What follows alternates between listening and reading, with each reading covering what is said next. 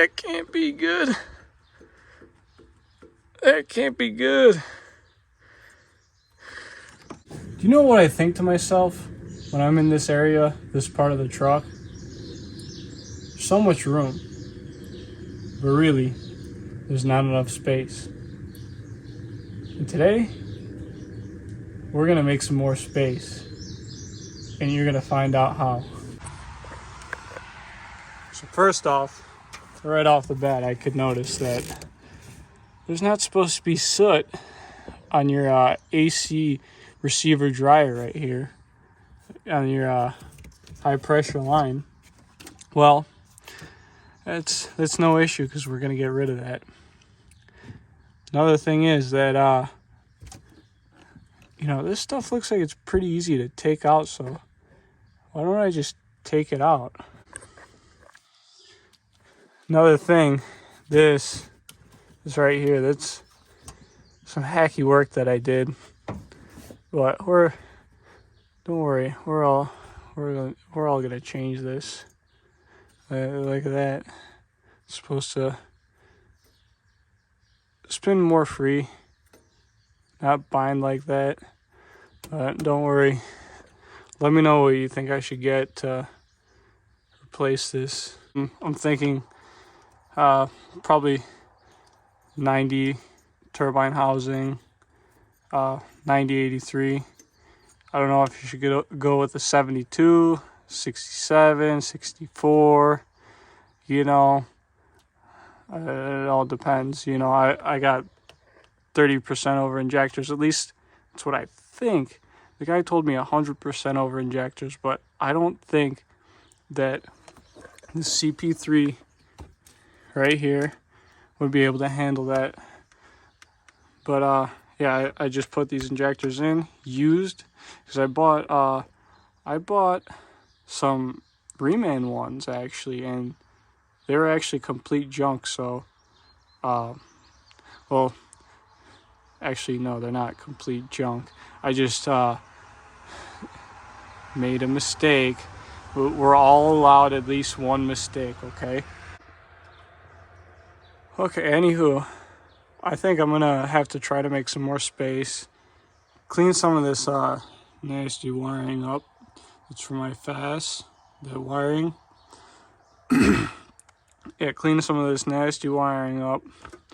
That's I forgot to snip these. I was in a rush when I was installing this, so I had to go get dinner one night and end up not clipping my zip ties. But I did not run gauges before, so you guys should be proud of me for putting gauges on. I got 2 gauges that work and one that doesn't work. I got a boost gauge right there, EGT gauge probably on the bottom, trans temp, but this is a manual trans, so you don't need to worry about that. Yeah, I want to prep for a new turbo. That's speed holes. So I think I'm gonna take all this stuff out to clean it up a little bit, and probably do some other stuff, like probably get a aluminum radiator, probably get the proper stuff for this, because that probably was and is a potential boost leak. As you can see, I already have no battery here. That's a good thing. It is a really good thing. Another thing I should probably,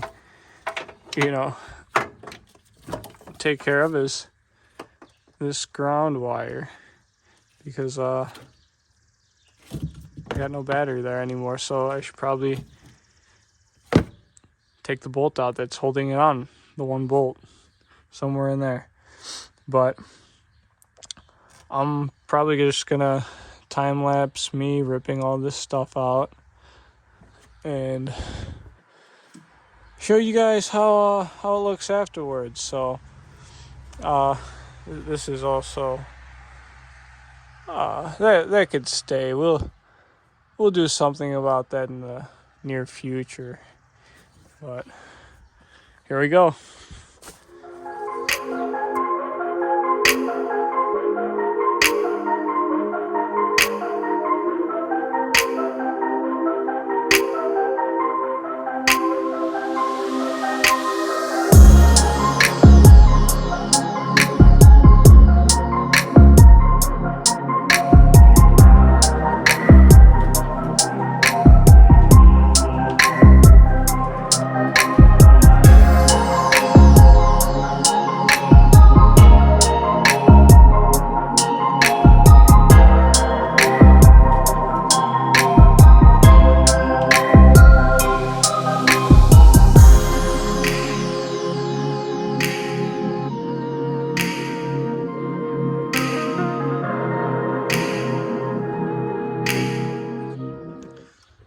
Alright guys, here's what it looks like.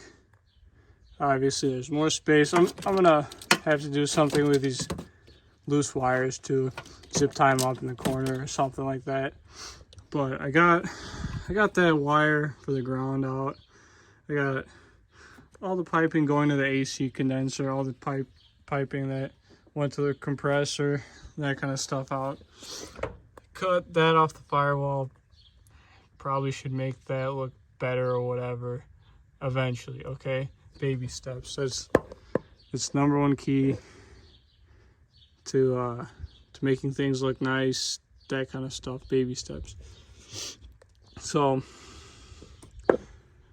next, I'm gonna find a plate with a pulley on it so I could just take my AC compressor off, put it on there. I gotta find one that's got a metal pulley on it, because the ones that they typically have the plastic pulley, and I don't want to risk that blowing apart on me when I'm like doing something stupid and have it be more stupid. But we'll find that. I do have a head stud kit from Gator Fasteners that I'm going to be putting in this, and then down the line, well, not down the line, in the near future, I'm going to do valve springs. I got the head studs already for it, and then I got to get an ATI or a fluid damper so this thing doesn't shake like crazy. I got Fire Punk tune on this thing right now, so it can get up to 4K RPMs, so I don't want to be taking any risks. But I'll do another video on that. But for right now, I'm just making some room over there. Eventually gonna change this out to 400 instead of a 300, because this thing, I don't know if this turbo is actually bad per se. It's got play. It's a little loose, but I kind of want to go with a bigger one, and there's just way too much fueling going on right now that I don't think this is enough to be keeping up with it. I could be wrong, but we're just gonna change this out for something bigger right now. But anywho, I'll clean this up another day. It's just fast wiring. Maybe, just maybe, I might put a second CP3 on here. I might just get a 12 millimeter or a 10 millimeter. I don't know yet, but that might also be an issue with my overfueling or whatever. The CP3 may not have like the capacity or whatever to control these fuel injectors as good as a stroker CP3 kit. But it's hot outside. It's like about to tornado out. I already got a warning, that kind of stuff. So probably gonna wrap it up. Next video, Might not be on this, might be on something else. I do want to do the head studs on this. It really needs it. I'm probably gonna blow a head gasket. I'm not gonna be changing a head gasket on this though. I'm gonna try to see if I could push the OEM head gasket, the 300,000 mile head gasket on this to its limits. That might be my weak point though. And then I got massive 35s on this thing. No lift kit or anything, but I have the answer to them right there. So I'm gonna throw those tires on, throw all this junk out, throw those tires on. They are 285 45 R22s, so they should be a little bit smaller than that. Don't you just love the North? Don't you just love it? You know, don't you? You know, in all its glory. Yeah. But thanks for watching. You know, do whatever you have to do.